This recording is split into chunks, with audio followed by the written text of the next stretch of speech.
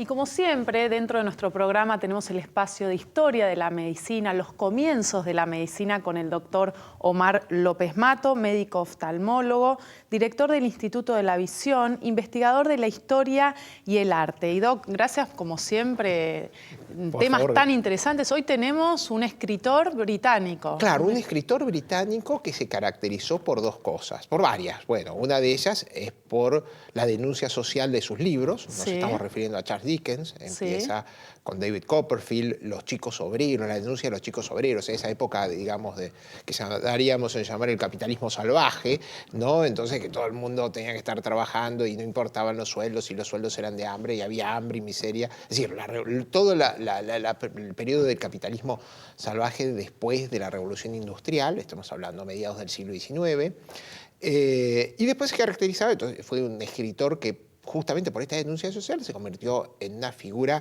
consular, era una figura muy conocida en Inglaterra, pero también tenía, y eso es lo que nos interesa a nosotros, una adversión especial por los médicos.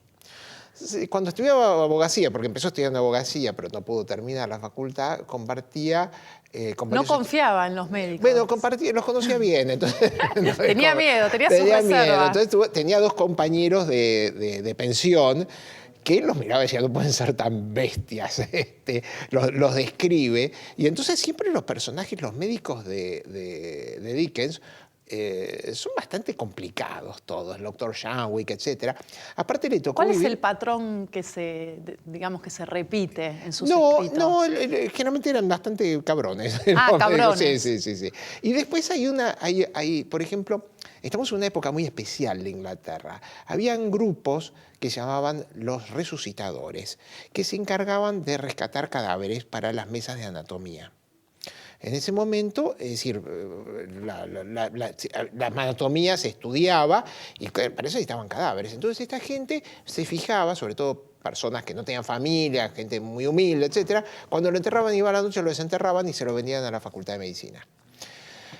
Eso fue cuando lo hacía, y no estaba penado por ley. Entonces era un modus vivendi y lo cobraban bastante bien. Entonces uno de los personajes de Dickens, Jeremiah Crunch, es un desenterrador, que decía que, claro, tenían un espíritu muy especial estos desenterradores, no le hacían asco a nada.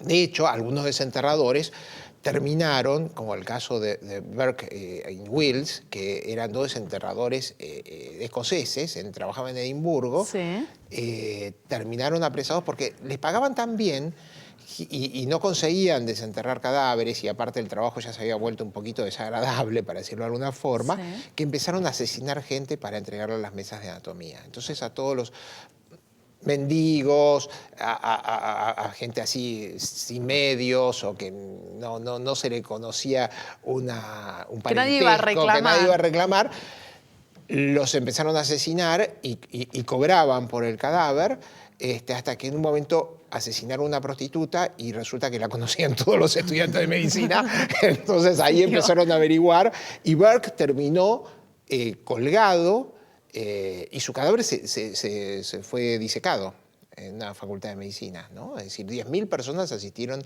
al linchamiento de Burke y después, como moraleja final, su cadáver fue donado a la facultad de medicina para que fuera disecado. O sea que esa es una época muy especial. Dickens la vuelca en sus cuentos. Pero Dickens también tenía todas estas historias de los médicos, entonces él tenía mucha desconfianza de los médicos. A pesar de que, por ejemplo, donaba mucha plata para el Osmond Six Children de Osmond, que era un hospital pediátrico, como si fuese hoy el Garrahan para nosotros. Bueno, él donaba mucha plata para esos lugares. Y resulta que también tenía... escribía de medicina, y tanto escribía de medicina que hay una cosa muy particular. Hay un síndrome que lleva el nombre de uno de los personajes de Dickens, porque él lo describe literariamente antes que el síndrome haya sido estudiado científicamente. Nos estamos refiriendo al síndrome de Pickwick. El síndrome de Pickwick era un personaje de Dickens, un gordo bajito, que se quedaba dormido en cualquier... ¿Como chancho? Pickwick. Pickwick. Pickwick. Es el nombre de... Se llama Pickwick, es un apellido, es un apellido inglés. Pickwick. Y este es un señor obeso que se quedaba dormido en cualquier lugar.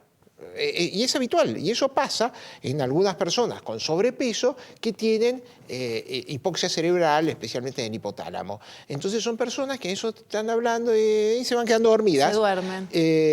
Y ese síndrome... No importa que hayan descansado bien. No importa, es una cuestión de oxigenación cerebral que se da en las personas con sobrepeso. Y este síndrome lo describe primero Dickens, sí, y después fue descrito científicamente y le pusieron el nombre del personaje que él había descrito. O sea que fíjate vos la capacidad de observación que tenía este hombre. Sí.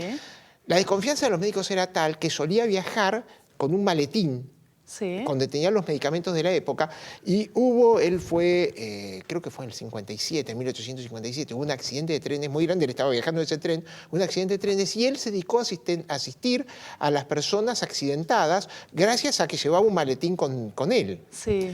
En esa época, por ejemplo, en Inglaterra, no había como hoy en Argentina, donde un médico tiene que tener y tiene que estar documentado por el Estado y tiene que tener su matrícula. En esa época terminabas, muchas veces hay médicos que pasaron a la historia que no se sabe si terminaron. Si realmente tuvieron el título. Si terminaron el título. Uno de estos días te voy a contar la historia del doctor Willis, sí, que nadie sabe si realmente era médico y sin embargo fue médico de los reyes de Inglaterra. O sea que en esa época estaba bastante irregular este tema y él tenía mucha confianza y propugnaba que tenía que haber un ordenamiento. De hecho, se hizo ese reordenamiento, sí, en vida de Dickens y solamente el 30% de los médicos actuantes aprobaron el examen. Bien. Interesantísimo, Doc. Muchísimas gracias. Hoy aprendimos de dónde viene ese síndrome. Ese síndrome y la importancia y la importancia de Charles Dickens como observador de la sociedad y de las personas. Muchísimas gracias. Gracias a vos. Seguimos con el programa.